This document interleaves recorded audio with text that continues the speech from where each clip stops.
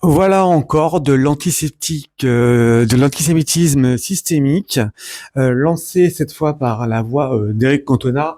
Mais on sait déjà qu'il a toujours été engagé côté immigration, côté il n'y a pas d'insécurité en France, il faut payer plus d'impôts.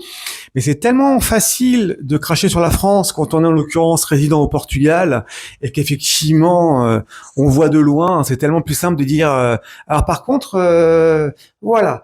Faites ce que je dis, pas ce que je fais. Par contre, hein, attention, ça m'arrangerait pas.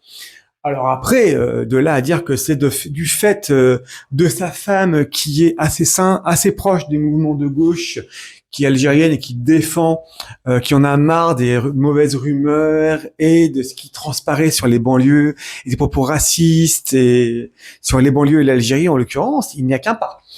Je pense que ce n'est pas sans, je ne sais pas, c'est pas sans rappeler un certain Gilles Verdez qui, pareil, est totalement conquis par la cause islamique et éléphiste du fait qu'il sort avec une femme, avec une autre femme d'une autre communauté.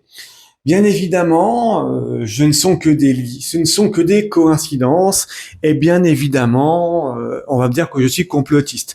Après, on peut dire que du côté de Eric Cantona, c'était déjà le cas, c'était déjà, comme diraient beaucoup, grande gueule mais petit slip, c'est-à-dire que le gars, il y va, il te dit, voilà, il crache sur la France, il crache sur Israël, il soutient la Palestine, bien évidemment, parce que c'est bien de le faire.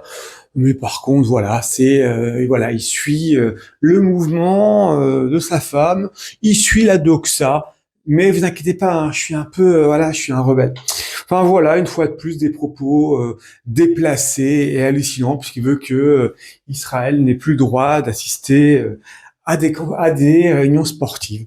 Voilà le bel esprit gauchiste, collaborateur, antisémite que nous voyons en France et en Europe.